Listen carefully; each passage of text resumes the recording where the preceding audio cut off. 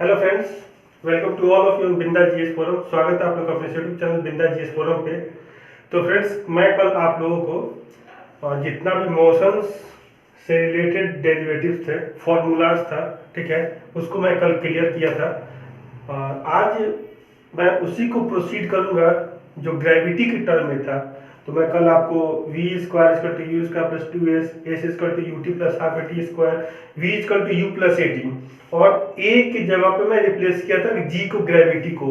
अब उसी टर्म को आगे लेके चलेंगे और ये जो जितने फॉर्मूलाज हैं, जैसे बीपीएससी अपना ट्रेंड चेंज कर रहा है और जो वेरियस कॉम्पिटिटिव एग्जाम अपने ट्रेंड चेंज कर रहे हैं, और जो भी लोग कोई किसी भी एग्जाम की तैयारी कर रहे हो, चाहे आप किसी भी एंट्रेंस एग्जाम की तैयारी कर रहे हो, वहां पे भी ये काम आने वाला है, ठीक है। ये जो टॉपिक है बेसिकली +2 का है, इसलिए ये सब मैं डेराइव करके यहाँ पे आपको इतना टाइम नहीं कि मैं दिखा पाऊँ, ठीक है, लेकिन इन शॉर्ट में मैं आपको बताने की पूरी कोशिश करूंगा और शायद कॉन्सेप्ट क्लियर हो जाएगा। फॉर्मूला है, इसको ध्यान से रखेंगे।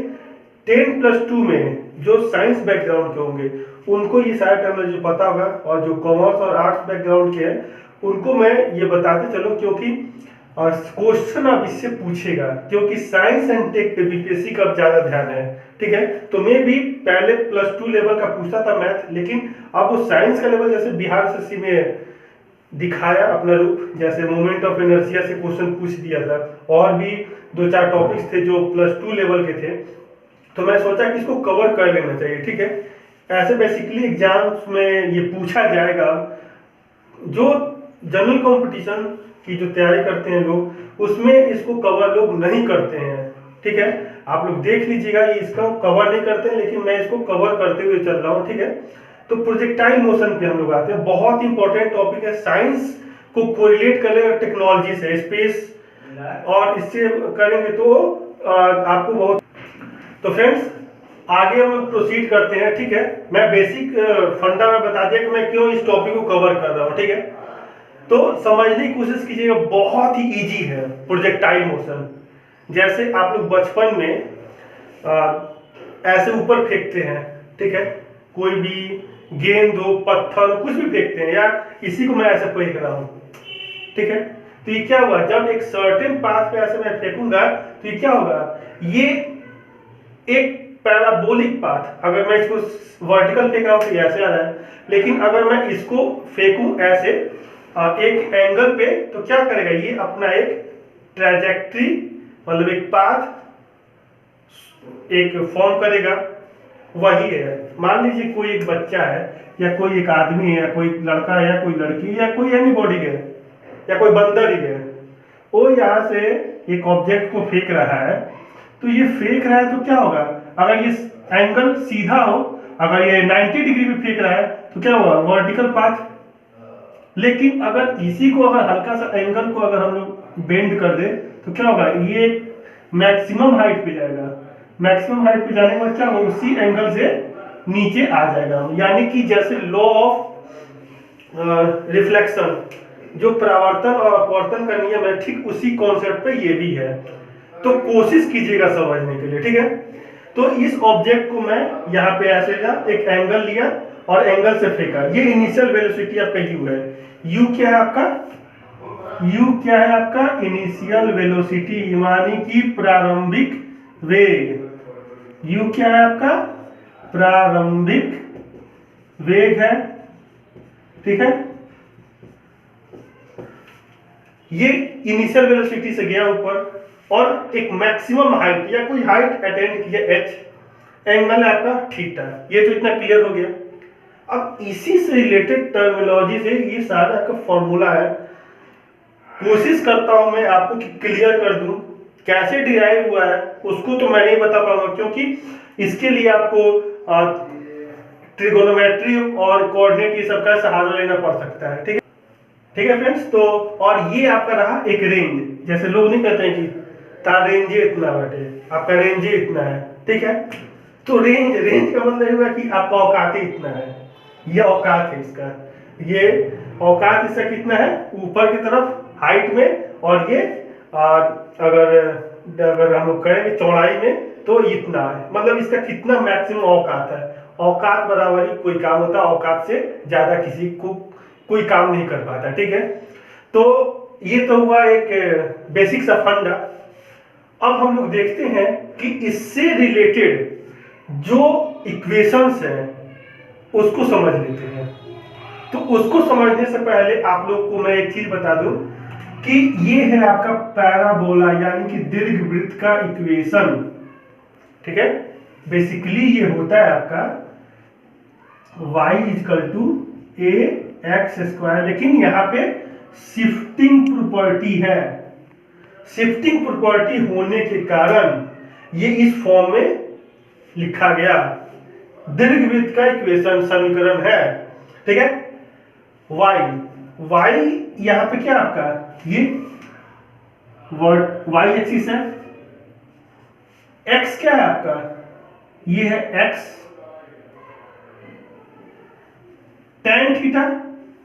tan थीटा क्यों लिया मैं, सिंपल सा लॉजिक है, ये लंब है और ये आधार है तो हमेशा क्या होगा, tan ही आएगा। ठीक है, तो इसलिए tan थीटा। ये डिराइव हो की फॉर्म है, मैं आपको बताने की कोशिश कर रहा हूं कि क्यों ये लिखा गया है ऐसे। जो आपका इक्वेशन है g upon 2u square cos square theta into x square, तो ये तो हो गया आपका ये फॉर्म और ये हो गया आपका ये फॉर्म। ये b इक्वल टू क्या आपका, b आपका ये है और a आपका ये है। ठीक है, tan थीटा है और एक्स स्क्वायर आपका ये है। तो ये रहा आपका ट्रैजेक्टरी पाथ इक्वेशन। जो पाथ इसने ग्रहण किया, जो पाथ इसने लिया, जो रास्ता ये तय किया, ये है आपका इक्वेशन। ठीक है, ये आपका पैराबोला का दीर्घवृत्त का। अब ये तो अपना पाथ ट्रेवल कर लिया, लेकिन पाथ जब ट्रेवल किया तो क्या किया, टाइम लिया। तो टाइम कितना लिया, तो ये हो जाता है आपका एक, तो मान लीजिए ये अगर जाएगा तो यहाँ पे जाएगा और फिर यहाँ के बाद क्या होगा, फिर नीचे आएगा ना, तो t और प्लस टी, तो t प्लस टी कितना हो गया, एक t प्लस टी। ऐसा नहीं ना कि जाकर ऊपर अटक गया, ऐसा तो है नहीं, कोई मैग्नेटिक फोर्स ऊपर है नहीं कि उसको अट्रैक्ट कर लिया, दोबारा रिफ्लेक्ट होकर आने नहीं दिया, ये दोबारा है t प्लस टी 2t। और ये t आपका होता है u साइन थीटा बाई जी, जो आप +2 लेवल में अगर कोई मैथमेटिक्स में पढ़ा होगा और या फिजिक्स पढ़ा होगा वहां पे उसको देखने को मिल जाएगा। फिजिक्स मैथमेटिक्स को बोला क्योंकि डायनेमिक्स का ये चैप्टर है, वहां पे डायनेमिक्स में सब पढ़ना है और फिजिक्स में तो पढ़ना ही पढ़ना है। और t इक्वल टू क्या है, u साइन थीटा बाई जी। ये क्लियर हो गया टाइम ऑफ फ्लाइट, मतलब कि ये कितना समय लिया, कितना समय लिया, तो 2u साइन थीटा बाई जी लिया। कितना लिया, 2u साइन थीटा बाई जी। अब ये तो आपका पाथ, ये तो आपका हो गया समय। अब रेंज औकात, इसका औकात कितना है, तो एक ये औकात है, एक ये औकात है, दो ही औकात है इसका। तो एक ये एक्स एक्सिस के एलॉन्ग है और ये किसके हैं, वाई एक्सिस के एलॉन्ग। तो वाई एक्सिस के अलोंग इसका इतना ही है औकात और आर एक्सिस के अंदर औकात नहीं है। आर का मतलब होता है रेंज, आर क्या होता है आपका, रेंज यानी परास। ठीक है, और एच क्या है आपका, हाइट। एच क्या है आपका, हाइट। तो आर का जो फॉर्मूला निकल के आता है U square sine 2 theta by G. क्या होता है, आर इक्वल टू क्या होता है, U square sine 2 theta by G. और साइन 2 थीटा होता है 2 sine theta into cos theta. अब आप कहिएगा कि इसका मैक्सिमम कितने डिग्री के एंगल पे फेंका जाए कि ये मैक्सिमम रेंज कवर करे। मतलब आप लोग जब फील्ड में बॉल क्रिकेट खेलते हैं तो बॉल को ऊपर फेंकते हैं, तो जो मैक्सिमम जो पाथ ट्रेवल करता है, जो मैक्सिमम दूरी तय करता है, वो आपका एंगल कितना होता है, 45 डिग्री का होता है। यहाँ पुट कर लीजिए, साइन थीटा कितना होता है आपका, साइन 45 1/√2, और ये भी कितना होगा, कॉस 45 1/√2, और ये 2 है तो 1/√2 1/2 हो गया, 2 2 कैंसिल, और ये आपका कितना हो जाएगा, u² बाई जी।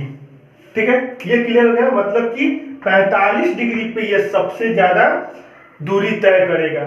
और हाइट कितना कितना हाइट पे, तो हाइट का फॉर्मूला क्या हो जाता है जो ऊंचाई का u square sine square theta by upon 2g, ये y एक्सिस के लॉन्ग है। अब कितना मैक्सिमम हाइट अटेन करेगा, तो यहाँ पे तो 45 डिग्री, लेकिन यहाँ पे ऐसे ये 90 डिग्री पे सीधा 90 डिग्री पे कितना हो जाएगा साइन स्क्वायर थीटा, साइन 91 होता है, और u square upon 2g, sign 90 एक और एक का स्क्वायर कितना होगा, एक ही होगा। तो h मैक्सिमम कितना होगा u स्क्वायर अपॉन 2g, और r मैक्स कितना होगा u square upon g।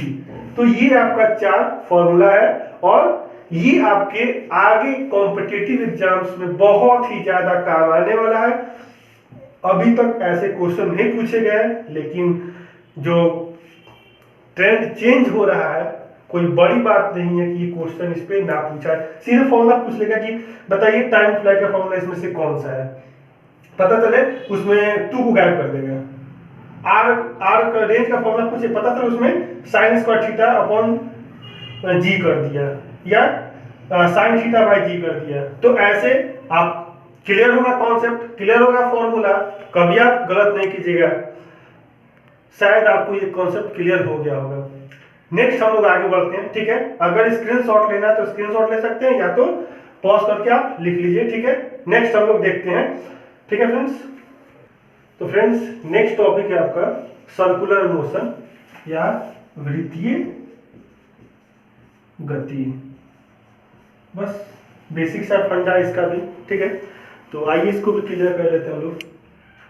Circular motion, जैसे ये आपका अर्थ है, वो भी क्या रोटेट कर रहा है, लेकिन ये क्या है इलिप्टिकल पाथ, मतलब कि दीर्घ वृत्ताकार पाथ पे ये ट्रेवल कर रहा है। लेकिन आपका जो भी गाड़ी है, घोड़ा गाड़ी, मोटर, तो सब कैसे हैं सर्कुलर मोशन बेस्ड है। प्लैनेट्स क्या है, वो इलिप्टिकल पाथ पे है, वो गोलाकार पाथ पे नहीं है। ये कैसा है सर्कुलर वृत्तीय पाथ है, उसका पाथ कैसा है दीर्घ वृत्तीय पाथ है, ठीक है। ये तो बेसिक डिफरेंस है, अब तो क्लियर हो गया होगा। सर्कुलर मोशन वृत्तीय गति, मान लीजिए कोई ऑब्जेक्ट है, ये इसका रेडियस है, ठीक है, और ये इसका ओरिजिन है, ठीक है। और ये क्या हुआ, ये ऐसे बढ़ना स्टार्ट किया, तो बढ़ना स्टार्ट किया तो क्या हुआ, एक डायरेक्शन में गया। जब ये एक डायरेक्शन में गया तो ये कैसा क्वांटिटी है, पूछ दे एग्जाम में कि सर्कुलर मोशन कैसा क्वांटिटी है, मतलब कि कैसा है, स्केलर है वेक्टर है, तो क्या है आपका वेक्टर है, ठीक है। ये जब जाएगा तो कुछ टाइम लेगा, और ये जब यहाँ से यहाँ आया तो कुछ डिस्टेंस तय किया, ठीक है। तो ये जो डिस्टेंस तय किया, ठीक है, ये कैसे ट्रेवल किया, ओमेगा के पाथ पे, कैसे किया ओमेगा। तो आपका क्या हुआ, ये एंगल है, और ये आपका जो पाथ ट्रेवल किया, और ये आपका रेडियस है। तो अगर हम देखा जाए तो ओमेगा इक्वल टू क्या होगा, ओमेगा इक्वल टू हो गया थीटा बाई, ये थीटा बाई टी।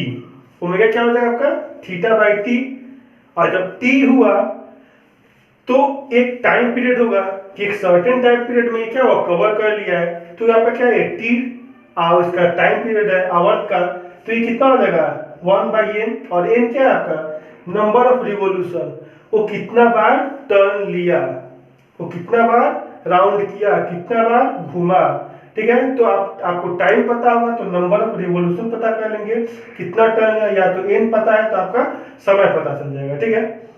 या nt इक्वल टू 1, या दोनों को मल्टीप्लाई कीजिएगा तो हमेशा 1 आएगा। तो आप एग्जाम पूछ सकता है कि nt greater than 1, less than 1, is equal to 1, is equal to 0, तो कोई भी केस नहीं होगा, क्या होगा आपका केस nt इक्वल टू 1 होगा हमेशा, ठीक है।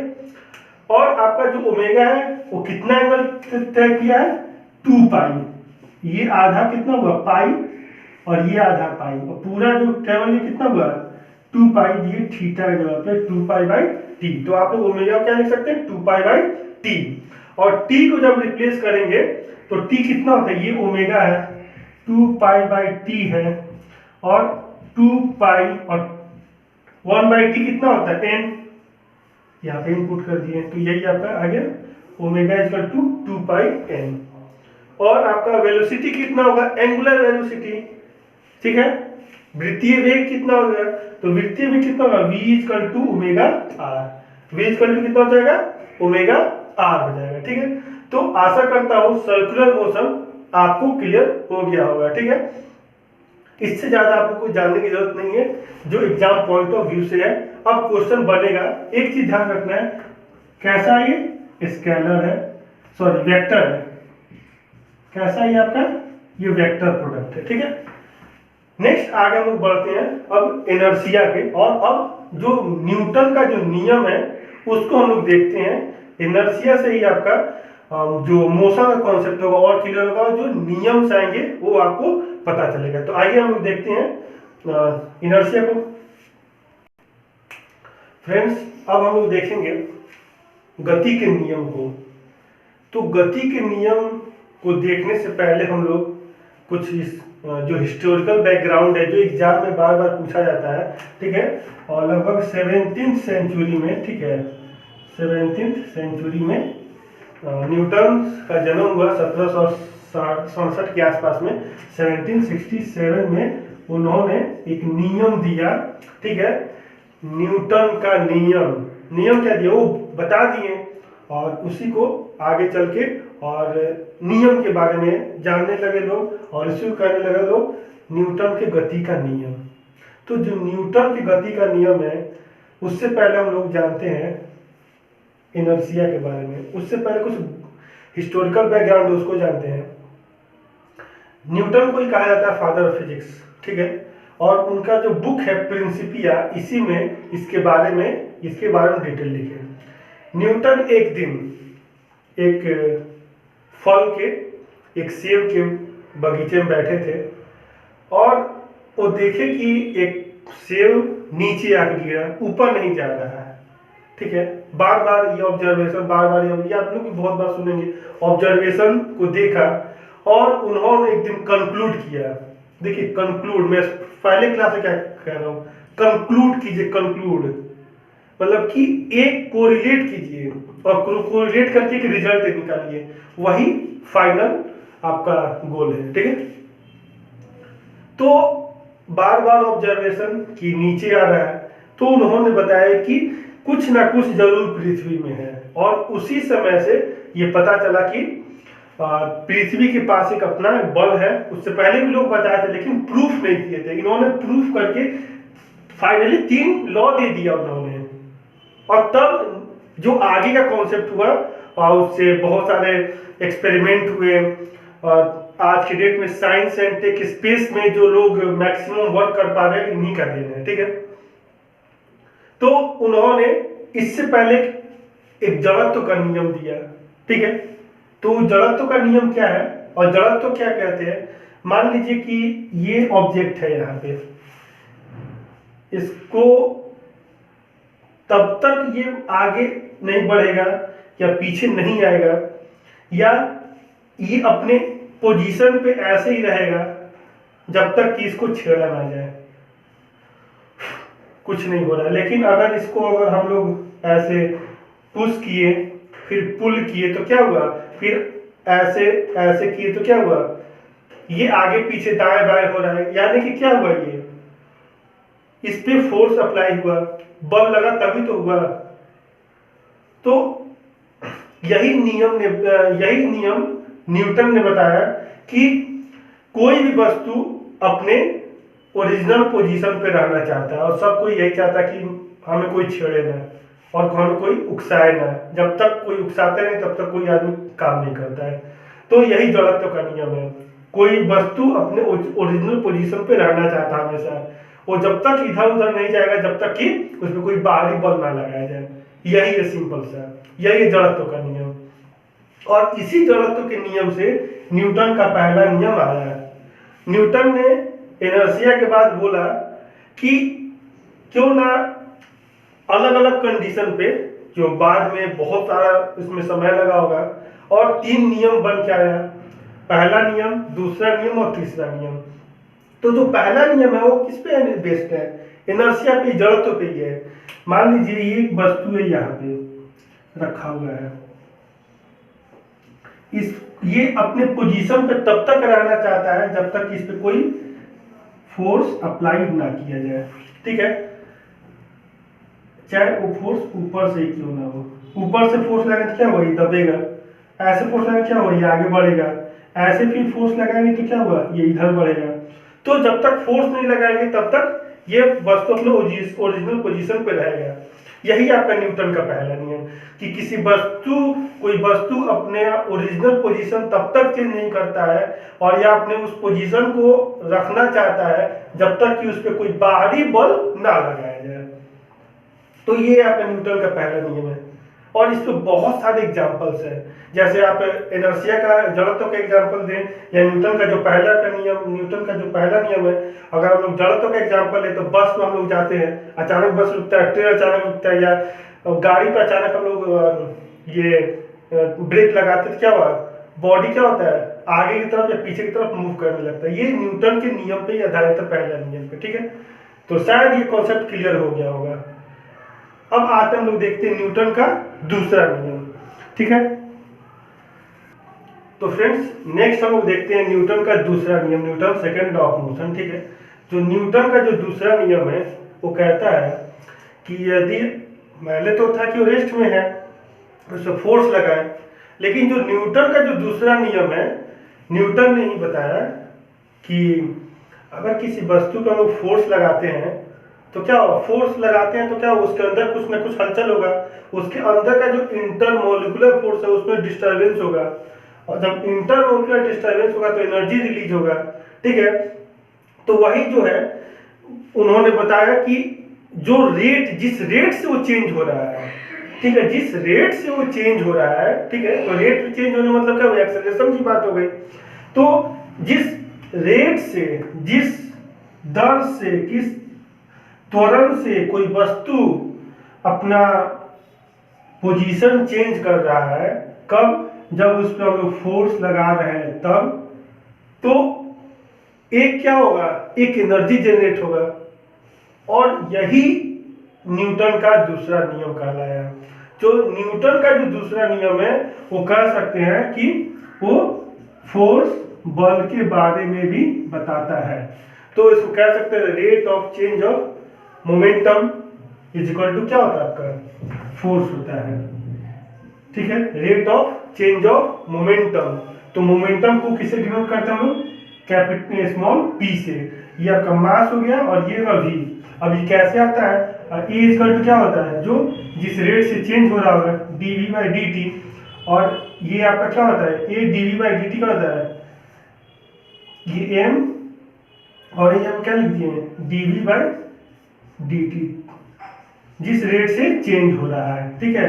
तो यही आपका क्या हो जाएगा, मोमेंटम, और यही मोमेंटम क्या देता है, फोर्स देता है। और एग्जाम में पूछता है कि जो न्यूटन की गति का दूसरा नियम किसको डिफाइन करता है, तो न्यूटन की गति का दूसरा नियम किसको डिफाइन करता है, फोर्स को डिफाइन करता है, ठीक है।